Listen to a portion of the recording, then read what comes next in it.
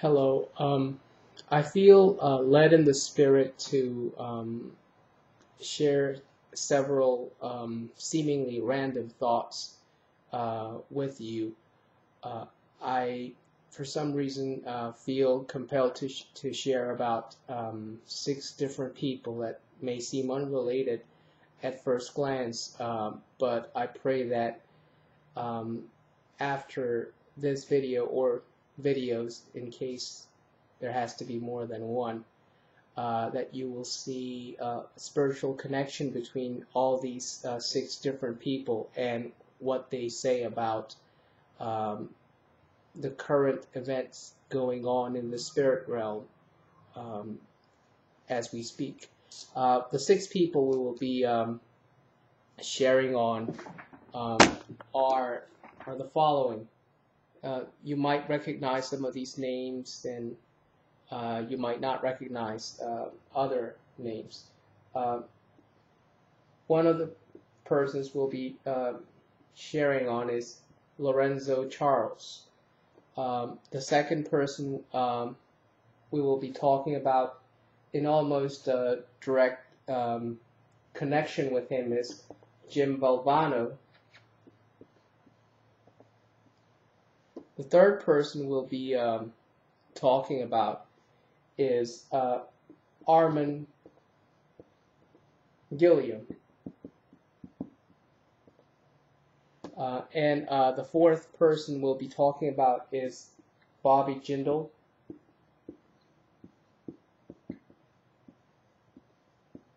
And the fifth person we'll be talking about is Michele Bachmann.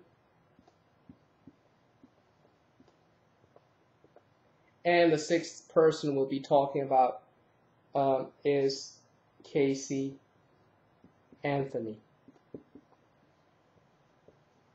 And as you may be able to notice, all these people are Americans. And they seem to be unrelated, with the possible exception of Lorenzo Charles and Valvano.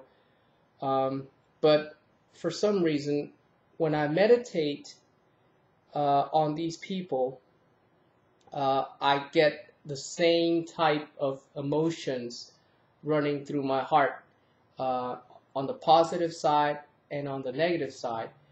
So there is a connection, a correlation between all these persons. So we'll be talking about them one by one, and as we do, I believe that I'll be compelled to share some personal details about myself, and I'd rather keep it at a more generic level, but I believe in my heart that I'll not be able to relay the message in my spirit that the Lord wants us to share without me, in a sense, exposing myself a little bit and sharing some thoughts, some personal thoughts. This might make the video a bit boring and uninteresting or irrelevant to some of you, but I believe it has to be done, and if no one is going to watch the video, so be it. I feel the need to share these thoughts, and there they go, and whether they'll be listened to or meditated on or found relevant or irrelevant is beyond my control. But I feel in my heart that I'll be in the need of sharing some personal details that might or might not be interesting to most of you, to most of the people who may eventually watch this video or videos. So the first person we want to talk about is Lorenzo Charles. I don't know how familiar that name might be to most people, but some of you who are old enough and who are interested in American sport will more than likely or will very likely know who Lorenzo Charles was. Um, he was in the news recently because at the end of June of this year, June 2011, Lorenzo Charles died in a bus accident in Raleigh, North Carolina, if I'm not mistaken, on Interstate 40. He was driving this bus, and he was the only person inside, and he died alone, you could say. He didn't crash with another vehicle or anything. His bus veered off Interstate 40 and crashed into some trees, and no one seems to know the exact cause or what triggered the accident. I tried to find some information on the internet to see if anybody had any update on that, and last I searched, there was no information available on the possible cause of the crash. And when I found out about this on the internet, when I read the news, I was shocked, and I had the sense of deep mourning coming over my spirit. As some of you may know or may have already discerned from the postings on the website, I have been in a spiritual state of mourning for quite a while already. In a sense, for many years, I have been kind of like a relative who has had a very sick person, lying in bed in a difficult situation. But now I've gone from that circumstance to one of a person who has had a close one pass away. I have been in the state of spiritual mourning for quite a while already, and when I heard of the news of Lorenzo Charles's passing, these emotions just overwhelmed me, and I just sensed, I experienced this sense of just pure, unadulterated sadness. I have no way of describing what I felt. Many times when you have an emotion, it's kind of a mixture of a lot of things, and it's sometimes difficult to separate all the components of what you're experiencing. But the best way I have for describing what I sensed when I heard of Lorenzo Charles's passing was just this sense of pure, unadulterated sadness, intense sadness. If sadness were a liquid, it would be this thick, pure liquid, unmixed with any other liquid out there. Now, for the sake of context, I have to go into some personal stuff so that you can understand why I felt that in my soul and in my spirit when I heard the news of Lorenzo Charles. Lorenzo Charles was a basketball player. He became famous as a player for NC State, the University of North Carolina State, in the early 1980s. Now, around that time, in the early 1980s, I had a strong calling to pray for sporting events. And I know that may sound ridiculous or irrelevant to a great deal of quote-unquote Christians, but just so that you understand what I'm trying to say in all of this, you have to understand that wherever you have human beings interacting, the event becomes, in a sense, like a holy event, a holy ceremony where God can be invoked and where God becomes relevant. Wherever you have the encounters or the interactions of human beings, you create, in a sense, this holy moment, and it becomes valuable or relevant enough for God to be involved in it. And that goes from the simplest thing to the most complex and transcendental world event out there.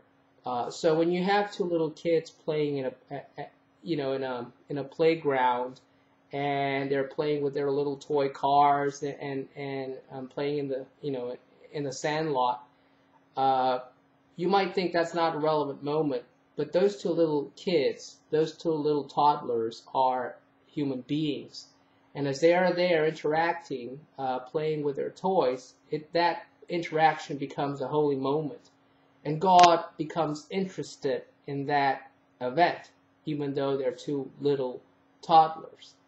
And if you can't visualize that, it's because you haven't been able yet to understand the dimension of the God potential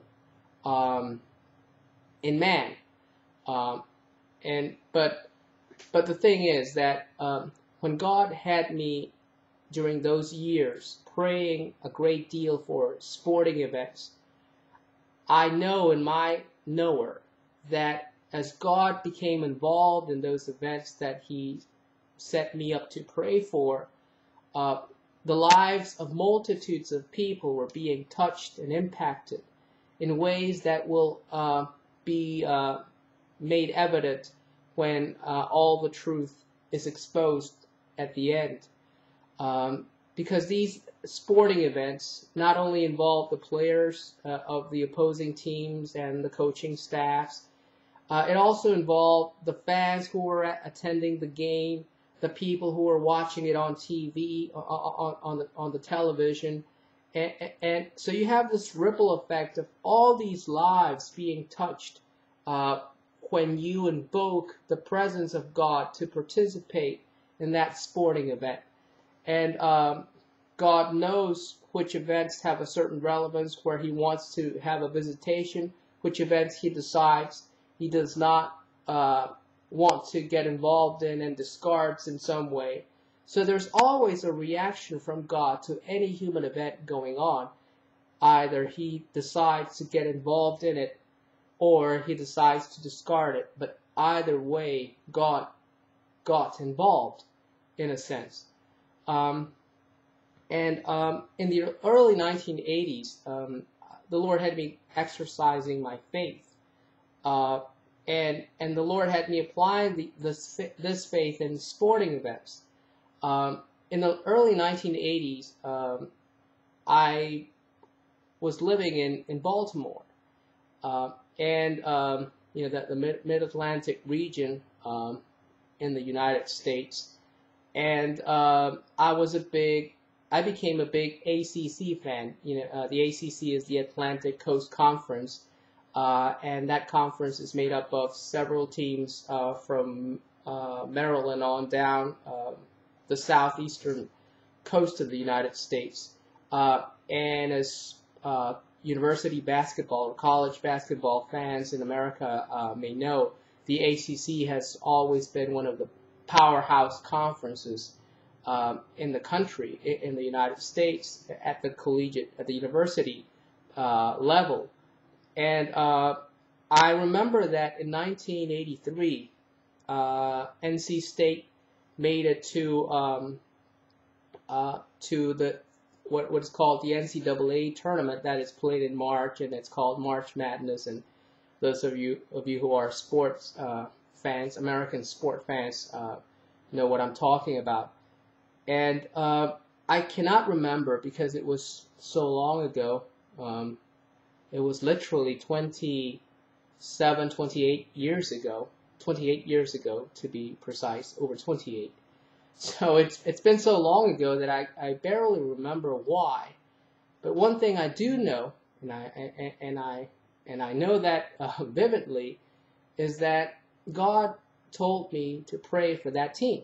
And I was not an NC State fan. I was a Maryland Terrapins fan. But God, for some reason, made me find grace in the NC State team, and every time they were playing, God told me to pray for them. So I began to pray for them. I can't quite recall if I started praying for them from the ACC tournament, the tournament that is played right before the NCAA tournament. They were not that great of a team. They had lost like 10 games that season, and they were kind of on the verge, on the cutting edge of not making it into not being invited into the NCAA tournament. And I don't think they would have made it. But they surprisingly won the ACC tournament, and I can't quite recall if I was praying for them from that point. I get the feeling that I was, but I really do not recall. But the thing is that because they won the ACC tournament, they got an automatic bid into the NCAA tournament to play for the national championship that year. It was March of 1983. And as I was sharing with you, I kept praying for them. And I just kept praying for them. And surprisingly, they just kept advancing in the tournament and advancing in the tournament. And I knew that God wanted them to win. I just knew it in my heart. There was a prophetic purpose in God, in a sense, fighting for this little Cinderella team to make it to the finals and win the national championship, which nobody expected. And I remember that they got to the finals against Houston, the University of Houston, and Houston was a huge favorite to win that game because they had, the famous Phi Slamma Jamma combination of players. They had Clyde the Glide Drexler. If you're old enough and you've been an NBA fan, you know who I'm talking about. He's a Hall of Famer, if I'm not mistaken. They also had Hakeem the Dream Olajuwon, this huge center from Nigeria, I think he was, and I think he's in the Hall of Fame as well. He was a very famous player. He ended up playing for the Rockets, I think, and he won a couple of NBA championships. I'm not quite sure. The 90s were kind of a blur to me, and also they had another player. I can't quite recall his name. I think his surname was Young or something. So they had these three outstanding players, and that were very athletic, very powerful, and they all could dunk the ball. That's why they were called the Phi Slamma Jamma, and they were the favorites to win. They had the talent apparently, and NC State was this little team that just got lucky and was able to make it to the finals, but they had apparently no hope of winning. I remember that when they got to that final, I didn't feel like Houston was that big of a deal. I felt that they could be defeated. It was not going to be easy, but it was not going to be as difficult as people were claiming it was going to be. But the thing is, I remember that throughout that entire NCAA final, I was praying for NC State, praying on every shot and exercising my faith in Christ and praying for them. And I might be wrong on the numbers, but I think that towards the final few seconds of the game, the score was tied at 52, and it had been kind of a two back and forth type of game, where NC State showed that they were going toe-to-toe with this supposedly overpowering team, and I believe that NC State kind of had control in terms of momentum for most of the game, but Houston managed to tie it up, and the score was 52-52 if I'm not wrong. And time was running out, and NC State had the last possession. NC State, the NC State players, got the ball like 30 feet away from the basket, and it was Derek Wittenberg. I didn't remember his name until I read it on the internet recently, but I think it was Derek Wittenberg who had the ball, and the clock was running out, so he had to try this desperate shot. And I still remember that shot in my heart. I still see it. I was watching, the TV, the television, and I remember that scene that was just ingrained into my memory. That he was about to shoot, and as he was shooting, I said, I believe by faith that shot is going in no matter what. So the player released the ball, and as the ball was traveling in the air, I kept repeating in my spirit, that ball is going in no matter what. But Derek Wittenberg's shot fell short of the basket. But under the basket was this player called Lorenzo Charles, and he jumped up. He caught the ball in midair, short of the basket, and then he went ahead and dunked it. And as he dunked the ball, time, the clock ran to 0 exactly at that moment, and the game was over, and NC State had won the national championship. And I started jumping up and down with joy in my spirit. I was not an NC State fan, but I knew I had to be praying for them. So I saw this as a victory for the Lord. And I was jumping up and down with joy. And everybody who's an NCAA fan who's old enough remembers the scene of Jim Valvano, the NC State head coach, just running like crazy all over the court looking for somebody to hug. He was Italian, so you can imagine how effusive and emotional he was, and everybody was just stunned that this team out of nowhere came and won the national championship. And Lorenzo Charles will forever be remembered for that final dunk that he did on the ball. So that shot did go in. That shot had to go in, and it went in, and God made sure that it went in, and He did it through Lorenzo Charles. I didn't hear much about Lorenzo Charles after that, and I found out on the internet recently that he didn't really have much of an NBA career, unfortunately, and he played for the Atlanta Hawks for one season, from what I can gather. And it didn't go too well. Maybe they didn't give him a chance. I really don't know. But he had to. He ended up leaving the NBA, and he went to play in Europe. I might be wrong on this, but from the few fragments of information that I found, apparently he played for a while in Spain, and then played most of his time in Italy. He played in several places in Europe, and that's where he finished out his career. He played for quite a while in Europe, and then he returned to America, and being that he was not this mega superstar, and he played in Europe where you don't get paid as well as in the NBA. Well, he came back to the U.S. and took a job as a bus and limo driver in his home state, what had become his home state of North Carolina, and that's how he died. But when I heard that he had passed away, that the vivid memory of that shot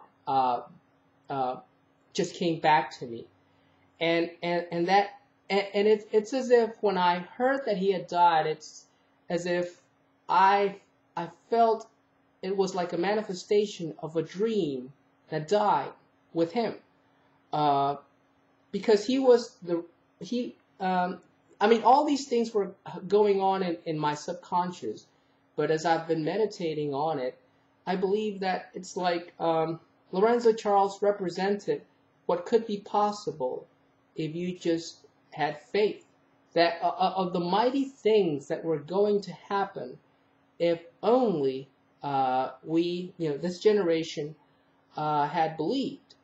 And it's like it kind of it hit me hard in my spirit, because it kind of made me think of all the dreams and visions that I have had ever since I was a youngster, uh, about the things that God wanted to do, and still wants to do, and the things which I knew were achievable, even from back then, when I didn't quite understand all the details.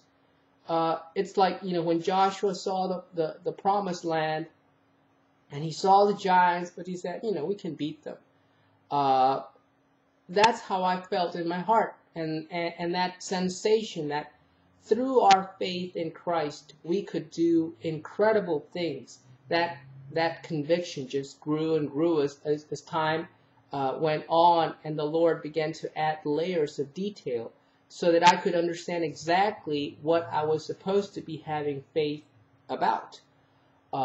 And now that I'm saying these things about the giants, it just reminded me of, Houston had these three giants: Clyde the Glide Drexler, Hakeem the Dream Olajuwon, and this other fellow. I'm sorry, I can't remember his name. I'm almost sure that his surname was Young, but or James Young or something like that. But they had these three giant players playing for them, and two of them ended up being Hall of Famers in the NBA, if I'm not wrong. And that kind of correlates with the three giants, the sons of Anak, or Anak, or however you want to pronounce it, in the Old Testament. And it correlates with the giants in the land that were dwelling in the land when the Israelites came out of Egypt. And Joshua saw the giants, but he said, we can beat them. And that's how I saw in my heart that NC State could defeat the University of Houston. I didn't see it as impossible as everybody else saw it. And when I read the comments about that game, I'm kind of stunned to this day that people saw it as improbable as they saw it, because to me it was not that improbable. Now that I've shared this personal detail with you, I'm going to start sharing some things that I found out about Lorenzo Charles, and I pray that you will see how this all relates to what's been going on in the spirit realm. For one, I learned that he was born on the 25th of November of 1963, and if you're kind of interested in historical dates, or if you're old enough to remember, I'm sure that a date such as November the 25th, 1963 is going to ring a bell with you. When I saw it, it immediately rung a bell in my heart, because it reminded me of November 22nd, 1963. And as you may know, that was the date when John F. Kennedy was shot dead in Dallas. So that means that Lorenzo Charles was born 3 days after JFK's passing. Now that was interesting to me, because JFK when JFK died, everybody knows how that shocked everybody, how it affected the entire nation and even the world. I mean, to the point, for example, that when I was looking up information on Germany for the recent tweets that have to do with Germany and Dirk Nowitzki and all these things. If you've been following our tweets on Twitter, you know what I'm talking about.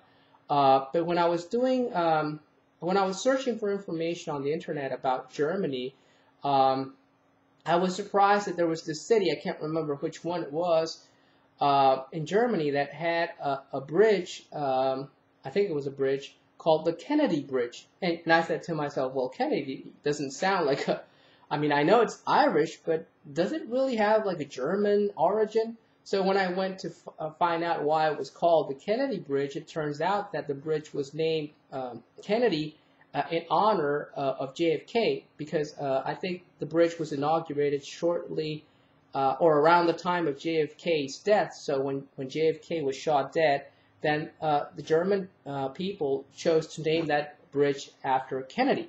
And that was kind of an interesting thing to me. So, but I share this to point out that JFK's death was such an impact to so many people that even people in Germany decided to name a bridge after him because of the impact that assassination had on them, and he was not their president or their prime minister. So so JFK represents this death of an illusion. An illusion is not the appropriate word. I mean of a dream, of a longing. When JFK died, it's like the dreams and hopes of many people died with him. And he may not have been perfect as a human being or even as a politician, but there was something about him that represented a dream, a hope, a vision. And when he died, it's like that dream died with him. So it's kind of interesting that Lorenzo Charles was born 3 days after JFK's death. And also, another thing that caught my attention was that Lorenzo's second name or middle name is Emil. And it's kind of an unusual name, especially for a basketball player. I don't know how many basketball players have the name Emil, either on their forename or in their second name. So I said, wow, that's interesting. And the first thing I thought of when I saw Emile was Émile Zola, the famous French writer who wrote about the Dreyfus Affair at the end of the 19th century, when this Jewish officer of the French army was I believe, unfairly imprisoned. And the whole thing had a lot to do with anti-Semitism and things like that. And this author, Émile Zola, wrote a famous novel about this incident, about the Dreyfus Affair. And when I thought of that, I said, how many times have we mentioned Émile Zola on the website? And I realized that the only time we have mentioned him was when we were tweeting, and the tweet, in the tweet we were talking about. I'll read to you what we wrote at that time about Émile Zola. I'm just going to read the tweet literally. The tweet read, Émile Zola wrote, he laughed at his earlier idealism and his vision of a brave new world in which justice would reign. Let me see if I can. I thought I had it here, but apparently it got cut off. And I wonder if that has prophetic meaning. Going to read it directly from the source here. Zola. It says, Émile Zola wrote, he laughed at his earlier idealism, his vision of a brave new world in which justice would reign supreme, and where men would be brothers. Let me read it again. I'm having trouble reading this. It says, Émile Zola wrote, he laughed at his earlier idealism, his vision of a brave new world in which justice would reign, and men would be brothers. So the thing is that we were talking about Émile Zola in the context of a vision that had died, of a dream of a brave new world that had gone awry somehow. And we were talking about Émile Zola, coincidentally, in that tweet, because we were talking about November 22nd, 2010, which was the anniversary of JFK's assassination, and we were mentioning in those tweets that JFK, that the anniversary had kind of gone unnoticed by most people. And because we were talking about JFK's assassination on that November 22nd, 2010, we ended up mentioning Aldous Huxley. And one thing led to another, and we ended up talking about Émile Zola. So, I mean, how many times would someone associate Émile Zola with JFK's assassination? I mean, it's like things that have nothing to do with each other. But if you go to the tweets on November 22nd, 2010, you will see that the Lord had us go from JFK to Emile Zola. And Lorenzo Charles has this middle name of Emile, and he was born 3 days after JFK's assassination, and he also represents the same thing that JFK represents, a vision, a dream of something great that could happen, dying. And so I know that this is not a coincidence. And the other interesting thing about Lorenzo Charles is that he died at age 47. And as you may know from the website, we over and over again mention that 47 is the number of the river of God. And we've said this before. If you don't understand or you don't perceive in the Spirit what the river of God is about, you don't understand the second coming of the Lord, you don't understand the end times, and you don't understand what the role of the church is in all of these end time events. But that's what the number 47 stands for, the coming of the river of God. And around the year 2000, the Lord made me very conscious about that river of God and made me focus on that. And a lot of the things that I see in my spirit come as a result of what the Lord has spoken into my heart through several means regarding the river of God. So it's interesting that his age, which represents the river of God, that's the age when he died. So it's like a figure of that dream and vision of the river of God flowing through flowing across the earth, dying with him. And the other thing, that the fact that he died on Interstate 40 speaks of the age 40, and the Israelites who made it to the age to 40 years after the Exodus from Egypt were the ones who started possessing the land. It was after 40 years that Israel finally crossed the Jordan and began to take the Promised Land. So that speaks of somebody who has made it across the desert and who had the anointing to cross the Jordan. So he died on Interstate 40. In other words, as a person who like representing a person with the anointing to cross, but who was not allowed to cross for one reason or another. And the fact that he died alone, that no other passengers were along with him, also points to the loneliness of the remnant and how they die alone without others really understanding what trip they were engaging in or what journey they were taking or undertaking. And the fact that he didn't kill anybody else also speaks of somebody who is not doing something wrong and causing harm to other people. It's very different from the story of the black bear that we shared in the latest posting, the dead bear crossing posting, question and answer posting that we just published on the website. Because this one has no connotation of somebody harming somebody else or somebody not being where they were supposed to be. And the fact that that the accident is shrouded in this mystery, that he died in the middle of nowhere, and with no witnesses, nobody really knowing exactly what happened, apparently, kind of has this, makes it very very unfair for anyone to even claim that this shows that there was something wrong with him, or that he was a figure of somebody who did something wrong and harmed himself and or other people because of his wrong. And that's another interesting thing. And the thing also is that as I was reading news stories about him, I was touched almost to the point of tears as I was reading about all these people who had all these kind words to say about him.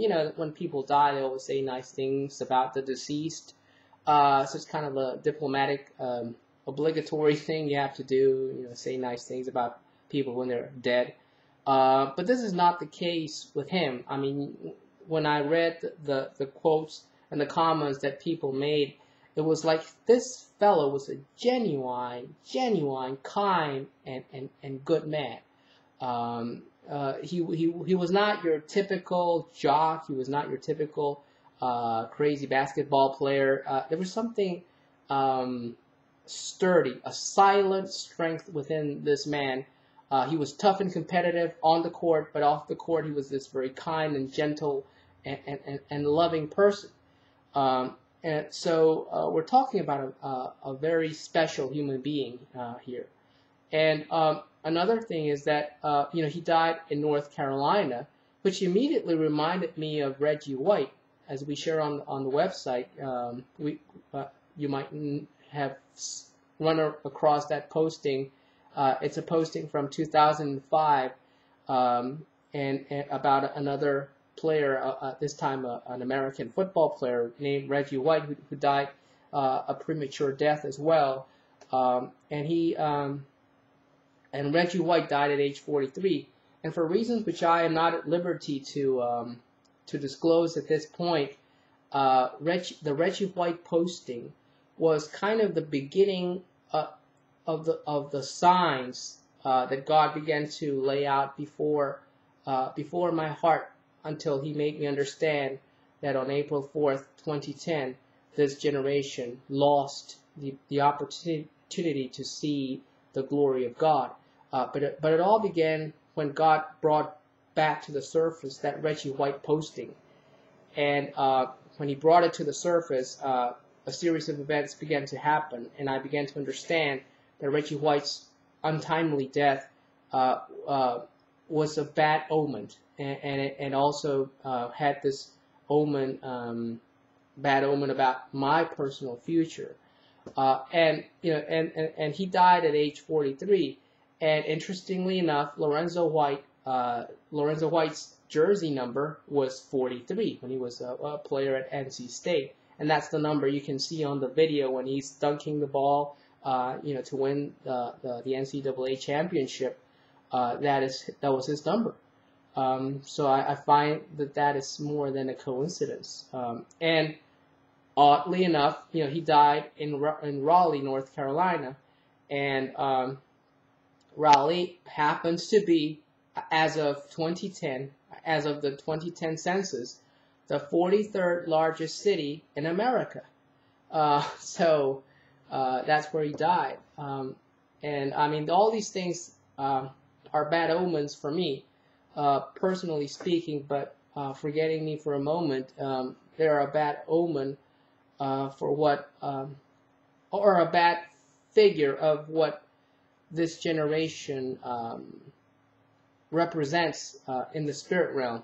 This generation of failure, of having this massive door of opportunity and simply rejecting the opportunity and letting it go by. And the other thing that drew my attention, when I began to think, well, why Raleigh?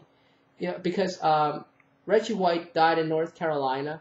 But he died in, I think, Cornelius, North Carolina, which is a different place. And as I was meditating on Raleigh, I began to wonder, why is it called Raleigh? And then I found out that that Raleigh was named after a person called Sir Walter Raleigh, a Scotsman, if I'm not mistaken. He was from the British Isles. I think he was Scottish. And he was from the late 16th and early 17th century. And this fellow was kind of a dreamer. If you read about him, you'll find out that he was searching for this place called El Dorado, some mythical city in South America, where supposedly it just abounded with gold, and he was in search of this golden city. The thing is that he ended up being killed, I would say murdered, by King James, the English King James, because when Sir Walter Raleigh was down in South America around Venezuela, Hugo Chavez territory, and he was looking for this El Dorado place, and he did something to the Spaniards, and the Spaniards then went, you know, and it's interesting, as I'm saying this to you, there's a fly flying around in the room, which is kind of a very odd thing. They rarely are able to get in here. And I know it's not a coincidence, because as we share on the website, Spain has a lot to do with the fly spirit, you know, the Spanish fly spirit. You can read it in the Rain in Spain posting. And Spain has a lot to do with the Jebusite Canaanite spirit, which is the combination of spirits that form the fly spirit.